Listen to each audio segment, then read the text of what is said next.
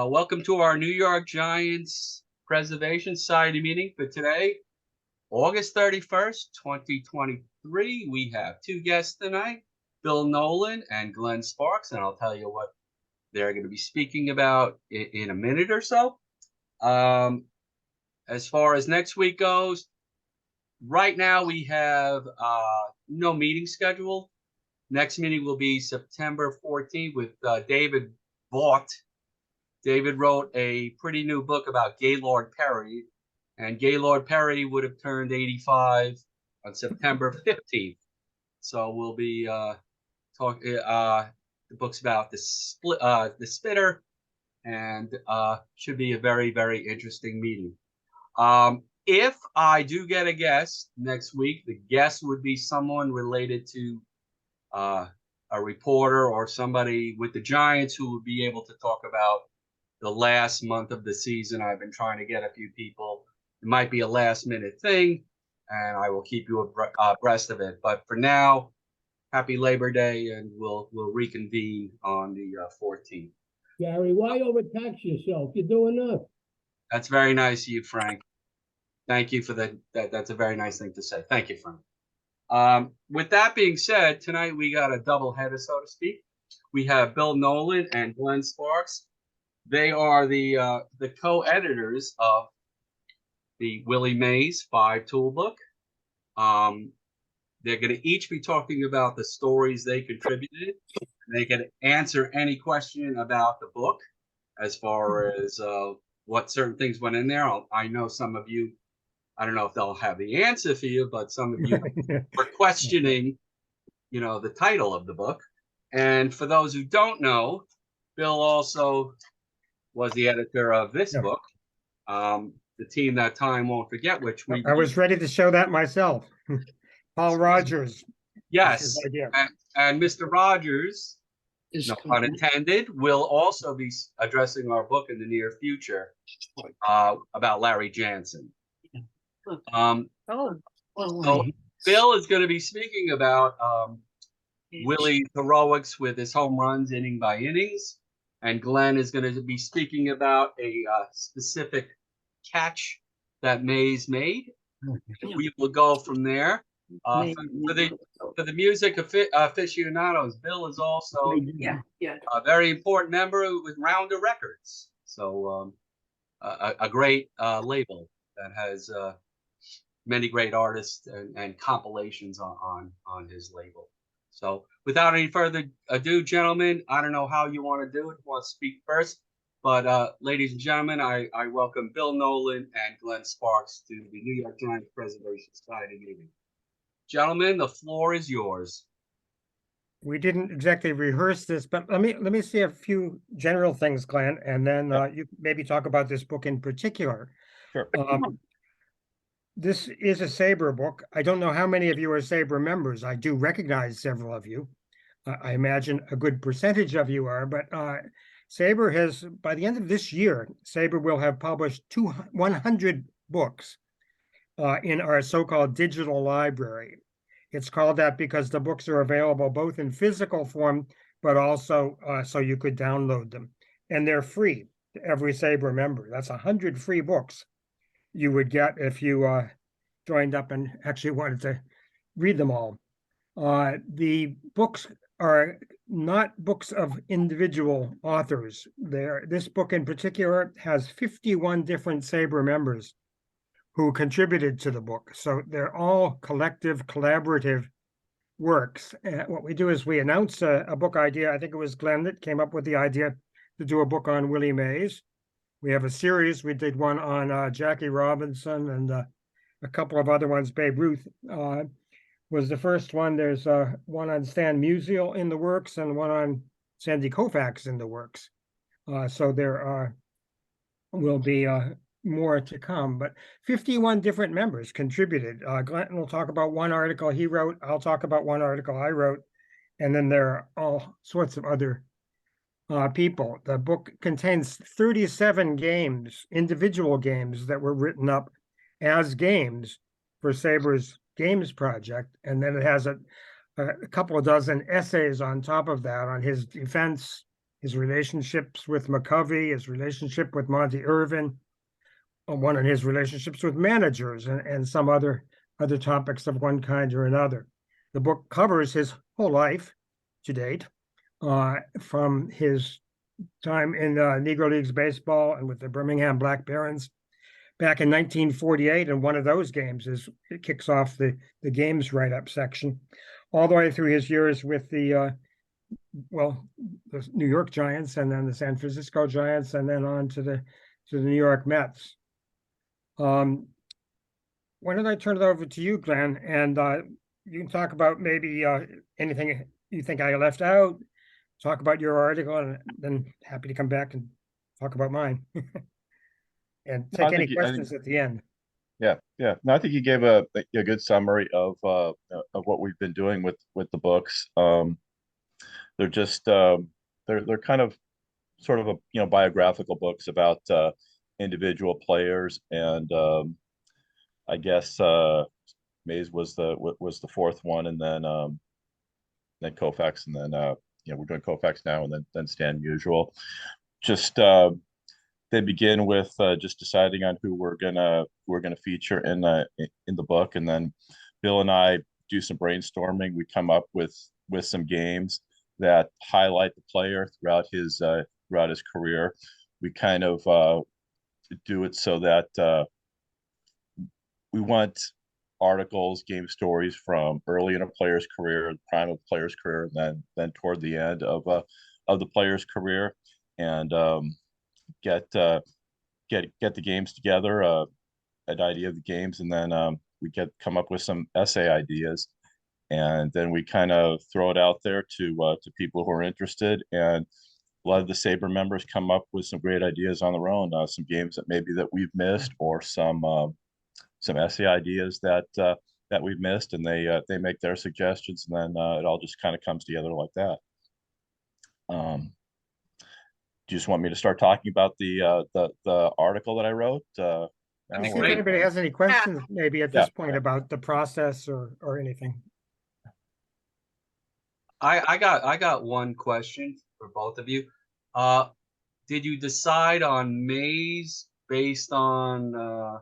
I know it came out roughly at his birthday. Was it also because of the HBO documentary that was it built around that idea, or just because this group we celebrated in May, the month of Mays, and he's such a beloved figure to this group, and many of the audience remain San Francisco fans just because of the fact that Willie was on the team. I think we set the deadline for the book to coincide with his birthday around that time. Yep. And that but we didn't know about the documentary when we began the book, I don't think. Right. Enjoyed it for sure. In fact, it would have been nice to have a couple of stills from the documentary of showing him at home, for instance, as they did. That was a quite nice part of it. I had a question. I'm sorry, Bill. Go ahead, Glenn. I had a question to people out there. I have not seen the documentary. We don't happen to get HBO. I know that a lot of these HBO documentaries have gone on sale by the DVD. Does anybody know if this one is going to go on sale anywhere, or if they're planning on putting it for sale? I'd love to see it. I just haven't seen it. Harvey Weinberg has seen it about 10 times, I would assume, this time. Harvey, you have any idea? Turn on your mic. Okay. I just discontinued my subscription to HBO because they don't have another Willie Mays documentary coming up.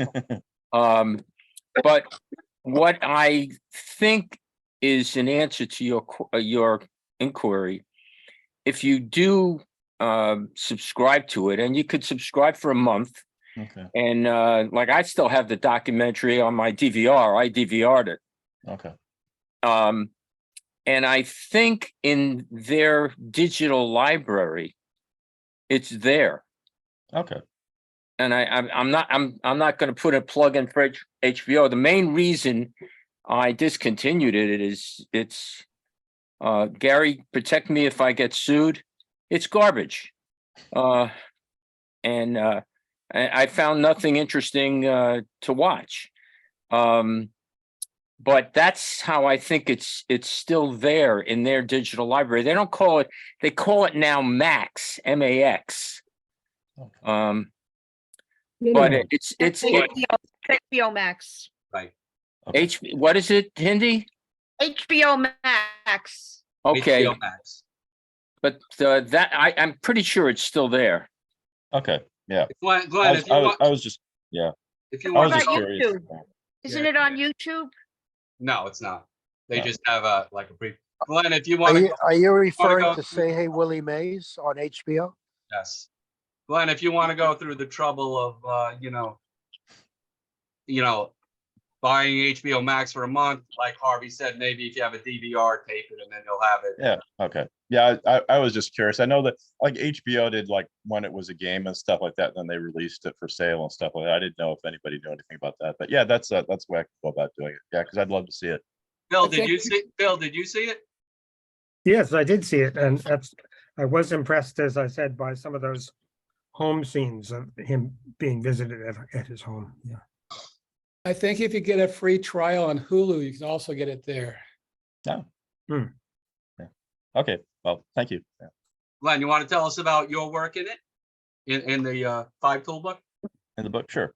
So the article that I wrote that we're going to be talking about, it was a game between the Giants and the Dodgers. It was I had the book open here, April 18th, 1952, at Ebbets Field. Game lasted 12 innings. The Dodgers won 7-6. Willie Mays made the catch in the 7th inning of the game. I just think first of all, a little background or so. Obviously, the catch that everybody talks about that Willie Mays made when they talk about the greatest catch was the catch in the World Series off Vic Wertz with against the Cleveland Indians. And you try to like you want to find out like what was the greatest catch you ever made, and obviously the catch in the World Series is going to be the one that's going to get so much of the attention and that, but maybe the greatest catch you ever made is just kind of in a random game sometime else, it's not in the World Series, it's not going to get as much attention, but what kind of was what was the greatest catch. And I think, and I might be remembering this incorrectly, but I thought when we came up with the list of game stories that we wanted to do, I think it was Bill who had this on the list, and I think he wrote something about Vince said, isn't Vince Scully said this was his Willie Mays' greatest catch. I think I'm remembering that right. And I remember watching the Dodger game from it was on Willie Mays' birthday, and I remember Vince Scully talking about this catch that Willie Mays did say, or that Vince Scully did say that this was his greatest catch, that Willie Mays agreed with it. And so I did some research, and there is something about it's on YouTube. It's an interview with Willie Mays, and he does say that this was his, he believed that this was his greatest catch off Bobby Morgan. So just started doing the research, and I was looking on newspapers.com. There was an article from New York Daily News about Willie Mays talking about this was a really good catch that he made, and he kind of I'm not saying he poo-pooed the 1954 Vic Wertz catch, but he kind of said that he had that one kind of all the way, and that, and, I think a lot of people think it was actually the throw that was the greatest part of the play, and that, but just did some research, and through as I said, YouTube and on newspapers.com, and this did seem to be his what he thought, what a lot of other people thought was the best catch that he ever made.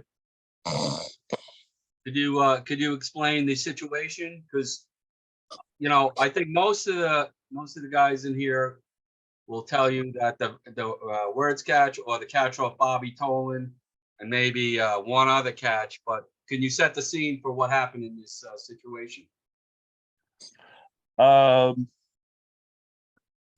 Yeah, so do you mind if I just read a little bit? You do whatever So, pleases you. Okay, Please. so you know, they're playing, this is the seventh inning, as I said. Morgan ripped a liner into left center field, and Mays began to sprint toward the wall. According to a reporter from Baltimore's Afro-American, it was doubtful that anyone in the park, even the most optimistic of the Giants rooters, entertained a hope that Mays would catch it. Mays grabbed Morgan's blast with a desperation lunge, Dick Young wrote, that Mays made another one of his description-defying catches. The second-year player left his feet. He actually bounced, crashed into the wall on the first hop, and rolled over on his back, but he held on to the ball. Young's colleague at the New York Daily News, Dana Mosley, insisted Willie Mays just had no right to catch Morgan's liner. So that was in the seventh inning there. Trying to. And there's no known footage of this, correct? I do not believe so. And this is Charlie Dressen, following that catch, managing the Dodgers, said, "I'd like to see him do that again." Yeah. Then I have a quote here from Mays. So in between sips from his soft drink, Mays told reporters, "I didn't think I had a chance at all to get it. It was sinking fast and seemed to be curving away, but I stayed with it and got it on the dive with both hands together, slid along the ground and got shaken up. That's all. Little bruise here on my right side."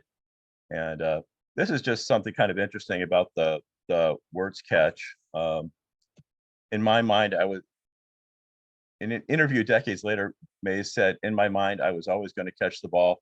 It was just a matter of how I'm going to get the ball back to the infield." So again, obviously a long run there in the in the center field of the Polo Grounds and that, but caught the ball, and I think, like I said, I think the the throw is considered the greatest part of that play. I think the best thing to do here, instead of asking Glenn questions, let Bill speak about his piece, and then we'll open up the forum to everybody. Harvey, I know that Harvey, I know you're the biggest Mays fan, and if he happened to be playing right field the other night, the no-hitter would have happened. So I unmuted to answer that, Gary. Yes, Willie would have caught that, and he would have gotten the ball back to the infield to effect a double play, I'm sure. thanks. Bill, floor is yours. Okay, in addition to fielding, one of his other tools was obviously hitting and offense. And as we know, he hit 660 major league home runs during his years. I started looking up the home runs. I don't remember what prompted it. It must have been something I read in one of the books about him. But I started looking up the home runs that he had hit in extra innings.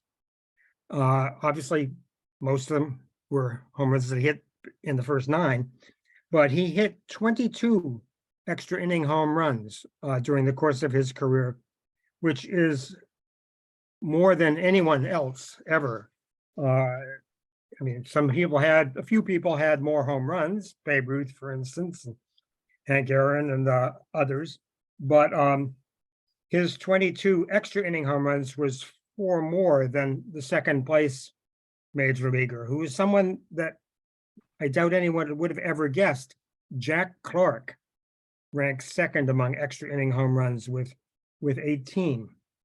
I put a list in the book. Frank Robinson hit 16. Albert Pujols, at least at the time of the book, hit 15.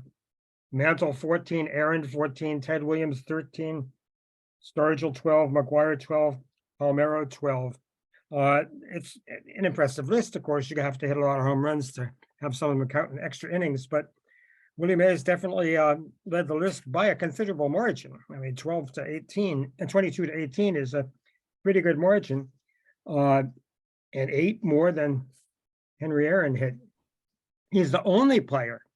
I looked at Tom Ruane, who the late Tom Ruane helped me put together a lot of the background statistics because he was very good at working on databases with RetroSheet, but figuring out in which inning he hit these home runs. He's the only player that hit home runs in the 10th, 11th, 12th, 13th, 14th, 15th, and 16th innings. 11, half of the 22 were hit in the 10th inning, but the other ones were spread out through the other innings. So he was, keep him in there long enough, he's maybe eventually going to hit another home run. He drove in 45 runs with those 25 homers. I shouldn't say only, but 5 of them were walk-off home runs. These weren't all walk-off home runs by any means. In fact, 3 of them were home runs. He hit a home run in extra innings, but the Giants lost the game. The other 19 he helped win, and 14 of them provided the run or runs that made the difference in the win. So in effect, 14 of them were game-winning home runs, even though only 5 were walk-offs. The others were hit in road games, 14 of them. The other thing I guess I noticed was that it was kind of impressive that he got off to a fast start when he broke in with the Giants in 1951. In the course of his first 29 games, in 3 of them, he hit an extra inning home run. So fewer than 30 games, he was hitting home on June 22nd, 1951. July 1st, 1951, and then just within a week later, July 7th, 1951. His first 29 games, he had already hit 3 extra inning home runs. He was off to quite a start. 10 of his 22 were with the New York Giants. The others were with other teams, let's say. I guess that's kind of it. In the book, what I did is I wrote a little capsule, 3 or 4 sentences about each game. Kind of just a little brief paragraph explaining who the opponent was, what the situation was, who he was batting against, and of course who won the game. It was just kind of one of those little things that it must have been in the book that I read. Someone had mentioned this, and so I dug in and was impressed myself. Now, judging on how great Willie Mays was, I would find it hard to believe that in extra innings, could it be possible that he would even bear down more? Because it never looked like he was jaking it or anything other than being the most serious player you'd want to see. Well, looking at his whole career, you have to assume that he wanted to win games and help any way he could. He, as talked about before with some of his throwing, he thought about where to position himself in the outfield. We see players do it today. They take the stuff out of their caps and look at where they're supposed to stand, but he had it on his head. He had the famous 5 tools, and certainly he liked to win games. And you have to assume he saw the situation, and extra innings, every run counts. Any way you can get it. Bill, before I open it up to some questions, I just want to let you know, in the past few months, the fabulous book that you and Glenn did edit, we've already had Bob Lemoyne, John Sockerman, Stu Thornley, Duke Goldman, and Mark Simon speak about their pieces. Oh, great. We have about 5 more scheduled from here on in till the end of the year. So much success to your book, and I hope a lot of the ladies and gentlemen here can get it off Amazon, or if they're SABR members, they could download it for free. So we're going to open up the floor. I'm going to go to Harvey and then Norm. Harvey, you might as well ask your question about the title.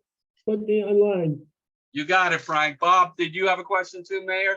Yes. Okay, I will call. So it's going to be Thank you. Harvey, Norm, Frank, and Bob. I didn't even raise my hand, Mr. Mintz. I know you didn't, but I know you want to ask the question, so go ahead. Guys, thank you for your work about Willie. Just a couple of points. we have long discussed in this group that Willie had more than 5 tools. I'm not sure what we're up to, but I had long since zeroed in on his 6th tool, which he still has. He has an ability to see the whole field. Yeah, I know he's 93. But he had the ability to see the whole field. I was at a game in 1967. He was playing for the Giants in center field against the Mets at Shea Stadium. I'm not going to go through the whole play, but I watched him position the left fielder, who was Jim Ray Hart, place him in a position to catch a line drive that would have been a double or more. And he had that ability from the moment he came up. The discussion of Willie's greatest catch, the play in the 1954 World Series, which I was 9 years old, and I think I saw it on a 12-inch Dumont black and white TV when my father managed to take me out of synagogue. It was a Jewish holiday that day, and we watched it on TV. But it's, to me, I think the answer is that is the most consequential catch he made. We had as a guest Jerry Eisenberg before this group, and Jerry eloquently told us that he was very close friends with Larry Doby. And I asked Jerry, did he speak to what was going on in the Cleveland dugout after Willie made that catch and throw back to the infield to keep Doby, who was on second base? Doby would have scored, even if Willie didn't get the throwback in. And Jerry Eisenberg said Doby said Cleveland was devastated. And one of the reasons that Major League Baseball has named the most valuable player trophy in the World Series after Willie Mays is that catch, which in a sense captures the essence of baseball. The statistics that you read I'm not surprised. I mean, Willie was a great offensive player, but he was a brilliant defensive player. And I think a lot of defense is getting devalued these days in favor of the offense. I don't really have one question, but Glenn, I have to ask you, I was staring at your cap and I have detected that it's a Brooklyn Dodgers cap. It is. That's good, Glenn. Because my dear late wife was an avid Brooklyn Dodgers fan. Now, if that was an LA Dodgers cap, we'd have a problem. But Well, I do have a few of those. oh, why? Well, okay. Backstory is that I'm wearing a cap because if I wasn't wearing a cap, the top of my head would be kind of shiny and that. Yeah, I But, got the same problem. Yeah. Beyond that, as I've explained a few times, I've people, I spent much of my life now in St. Louis, but I did grow up in Southern California, in Santa Monica, and grew up a Dodger fan, and at some point just became interested in the team's history, not just in LA, but in Brooklyn too. So I do have this Brooklyn cap, and I do have a couple of LA Well, caps. that's welcome. This is the last thing I'm going to say, Gary. You got to look up Gary, after a great deal of work, set all these episodes, all the New York Giants Preservation Society episodes on YouTube.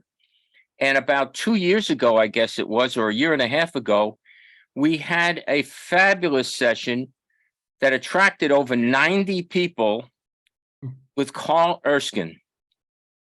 I don't know if you guys had a chance to access that, but that's a fascinating conversation. So it's okay you're wearing a Brooklyn hat. I could accept that. I put on a cap I happen to have right here. It's There we a go. team that beat the Giants in the 1912 World Series, as I I wasn't there at the time, but I read about it. But It's also a little weird cap, if you might notice. It's got a little hair hanging off the yes, back. yes. It's a Dennis Eckersley cap. It's too hot. Thank you, Harvey. Thank you. Norm, you're up. Okay, well, I was going to thank you both for coming, but now I hear about the Dodger Association and how the Red Sox beat the Giants, but I still thank you. You both evoked memories in me about Willie Mays as far as the extra inning home runs. My very first game at Candlestick Park, 1962, Mays hit a home run in the 8th inning to tie the game, 10th inning to win the game. And so Wow. that's something very special to me. And in terms of the catch, Gary mentioned the 1970 catch on the Bobby Tolan drive to right center field at the 375 marker. I was at that game when the upper deck on the third base side and watched Mays and Bobby Bonds running in the same direction, both jumping into the Cyclone fence, Mays robbing the home run, them both collapsing to the ground, and Mays lying on the ground unconscious with the ball still in his glove. And I'm wondering if when Mays is discussing his great catches, this one ever come up.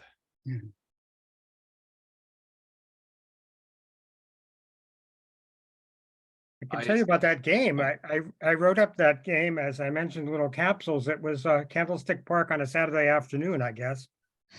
May 26, 62. He'd been given a day off the couple days before, and then came back and hit 5 home runs over the next 3 games. In this particular home run, he tied the game in the bottom of the 8th inning with a home run 5-5, and in the top of the 10th, Felix Mantilla of the Mets homered off Don Larson to give them a 6-5 lead. Mays came up in the bottom of the 10th with Harvey Keene. Chuck Hiller was on base, and he hit a 2-run homer over the left center field wall. That was his second walk-off home run of his career. He won that one 7-6. That was one. What about the catch, Glenn? Anything about that catch that Mays ever talked about? Bobby Tolan in 1970? I did not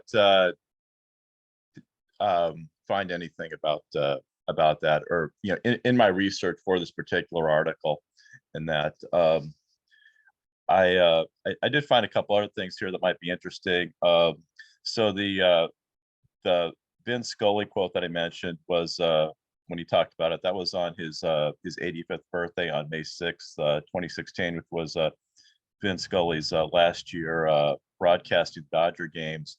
And he says, "I was privileged to see Willie make the greatest catch of his career," and he agrees with me that it was. And you're all probably familiar with the book that Mays wrote in 2020 about it's called 24 Life Stories and Lessons from the Say Hey Kid. And in there he says, he tells readers, "But the catch off Morgan was a good catch, better than the World Series catch, I believe my best catch." So yeah. Okay. Well, thank you both very much. And you mentioned the number 24. That's one other thing that impressed me about him. 24 All-Star teams. He played in 24 consecutive All-Star games from 1954 all the way to 1973. Some of those years they're having 2 All-Star games, but not too many. I forgot. 24.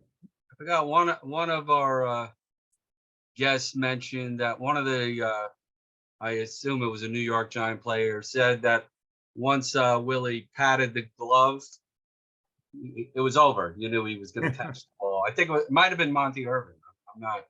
I'm not sure. Anyway, let us go to Frank. You are up. Yes, I want to thank you guys for the presentation. Are there statistics for inside the park home runs for Willie and anybody else? Bill, did anybody write about his inside the park homers in the book? No, there was not a separate article on that, and I certainly couldn't tell you off the top of my head. Are statistics kept for inside the park homers? Are statistics kept for inside the park home? I'm sure somebody has done that. I don't know where, but I bet we could look it up. Thank you. Thank you, Frank. Let's go to the coach, Bob Mayer. Before I ask a question, Bill, a few years back, you edited a book about wartime baseball. Yeah. I did the chapter on the Giants, and it was a great experience for me. My question is, how did Candlestick Park inhibit his total home runs? I'll bet somebody else here can answer that. I couldn't as well. But hard to quantify. That It's was a great disadvantage. Mhm. Norm or Bill Klink or Mars might be able to help out on that. That's really hard to quantify. I mean, just Yeah. impossible. Norm, any idea? You're muted, Norm. I'm sorry, I was just looking up Mace's 7 inside the park home run, so I didn't quite hear the question. How did Candlestick, in your eyes, inhibited Mays's home run production? I'm not sure it did, because early on, when he was in Right. Candlestick, he adjusted his swing to hit the balls to right field where the ball was carrying out. And so, I mean, I think he did a lot of his home runs were hit the right center field, as opposed to being caught up in the wind in left field. Thanks, Bill. Thank you, Bob. Mr. Klink, you are up. Actually, I'd like to direct a question to Glenn and a follow-up to Bill on this. Glenn, you struck a familiar note, not with mention of the Dodgers, but the fact that you grew up in Santa Monica. Right. And in Santa Monica, the main street going out of there is Santa Monica Boulevard.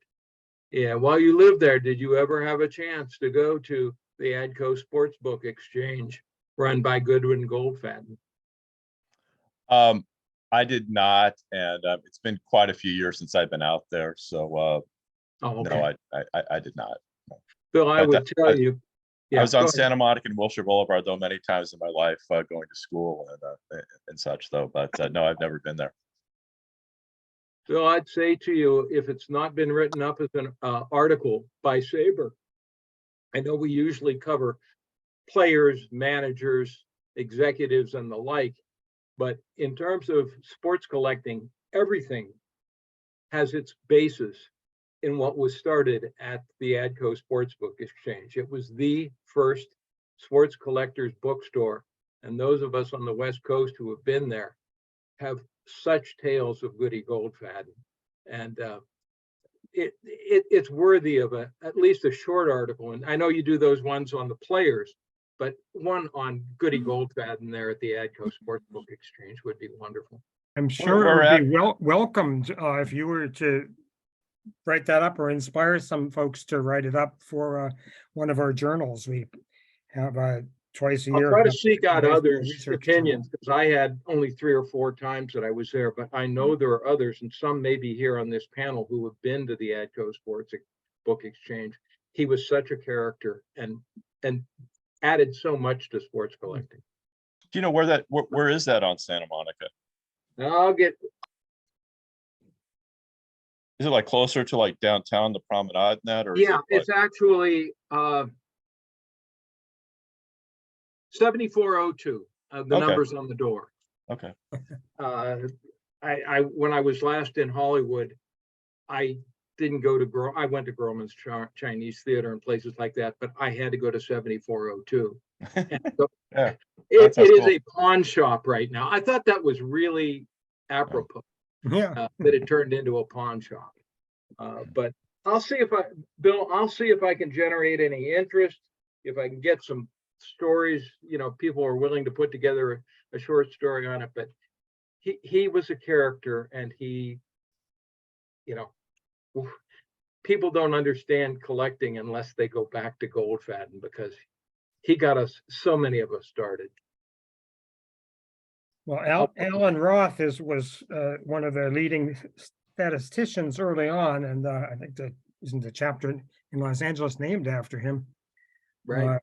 So I'm sure there are folks there that would, you could probably find if you Okay, I'll search see out there. what I can do on it. Thank you. Thank you, Bill. Bruce Slutsky, I don't know if you had a question or not. I saw your name go on the bottom, but I don't know. Bruce, did you have a question? You need to unmute, Bruce. I found a JPEG file of the catch of Willie Mays and Bobby Tolan. Hmm. I don't know if it went through. No, That I be in can't. your comments if you guys want to look. I'm always leery to do that because I'm afraid I'm gonna. The quality isn't that good, but it's still Oh, yeah, there. there it is. Yep. Thank you, Bruce. Mr. Bill, you're up. Thank you. Thank you both for your presentation. I wanted to ask Bill if he could share with the group his list of the players with the most extra inning home runs. You mentioned Clark, Mays, Henry Aaron, Frank Robinson. Yeah, I mean, the list goes to a certain point and then it stops. Yeah, I don't mean like the whole list, but the first, few names. It would Yeah, be, again, it was Willie Mays with 22. okay, Jack Clark was 18. okay, Frank Robinson, 16. Albert Pujols, 15. I don't know if he's hit one more recently, but the book just came out this year, so probably not. Both Mantle and Aaron had 14. okay. Ted Williams had 13. Sturgill, McGuire, and Palmero all had 12. And so did actually the last 5 of them are tied at 12. Willie Sturgill, Mark McGuire, Rafael Palmero, Jim Thome, and David Ortiz. Thank you very Yeah. much. That's those are the only ones I had on the list, the ones that were No, 12 that's or more. fine. That's fine. Thank you so much. Sure. Gentlemen, I have a question for both of you. I know what a humongous job it is probably to edit this book and wait for people to send stuff in and then fix it up. Could each one of you possibly, other than what each of you wrote about, was there a favorite that you even while you were editing it said, hey man, this is really interesting and a great piece of work?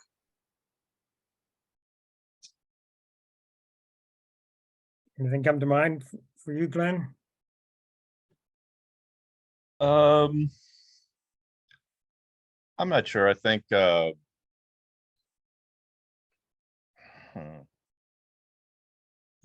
Somebody mentioned, did you mention that you had Duke Goldman on talking Yes. about Yes. Monty Irvin? Yes. He obviously has a real passion for Monty. And and that came forth in his article about the relationship of Willie Mays and Monty Irvin. He, in fact, is turning that into a book, I believe, that's going to be published in a year or two. Yeah. So looking forward to that. I think all of the topics, they're just, the Shea book was fabulous. This is a different type of book, where people are contributing articles, and it's opened up a lot of Zoom sessions for us because I just feel that there's so many great pieces in there, and both of you gentlemen certainly added that for us tonight. Does anybody else have any questions for Bill or Glenn? All right then, gentlemen, we cannot thank you enough for joining us. It was a pleasure having you. So I'll give it up for Bill Nowlin and Glenn Sparks. Thank you guys very much. Thank you. Thanks. Bill, what's next on your agenda? I know you're a prolific writer. Well, both Glenn and I are working on the 2 books that we mentioned. The first one that will be out sometime next year is on Sandy Koufax. And then probably 2025 will be the book on Stan Musial. Conceivable it could come out at the very end of next year. But we've been kind of doing one a year. There was one on Roberto Clemente in there as well that I didn't mention before. I'll ask you. We're also actually working on a book about Dodger Stadium as Right. well that is planned for next year. Nice. Last question. Did you prefer either the 51 book you edited or this book, or? Well, that one was 10 years ago, so it's faded in memory to some extent. This book was more recent and more of a challenge, of course, because with Willie Mays still alive, we wanted to make sure we got it out quickly and hope that he'd mean, he hasn't sent us a thank you note as far as I know, but I hope he had a chance to at least see it and appreciate the effort that all these more than 4 dozen people put into it. And again, the best way to get it, you would think, is if you're not a SABR member to download it is through Amazon. That's the easiest way I think that most people can find. It's on the other sites too. I think you can get it through Barnes and Noble and some of the couple of other places. It's not in mainstream distribution. You really do have to kind of go online, but I would venture a guess that every single person here knows how to get online. Listen, gentlemen, thank you so much again. Let's again give it up for Glenn and Bill. Are Happy you going to Labor Day, everybody. Thank you. Are you going to Thank be you. continuing here? Yeah, we usually sign off and then either gripe about the Giants or talk about how good they're playing. So Yeah, I'll be happy to listen for a while. wonderful. Anyway, happy Labor Day to those who are leaving and the rest of you are hanging out. I'm just going to stop the recording so nobody says anything foolish, and we'll go from there. There it is. Stop.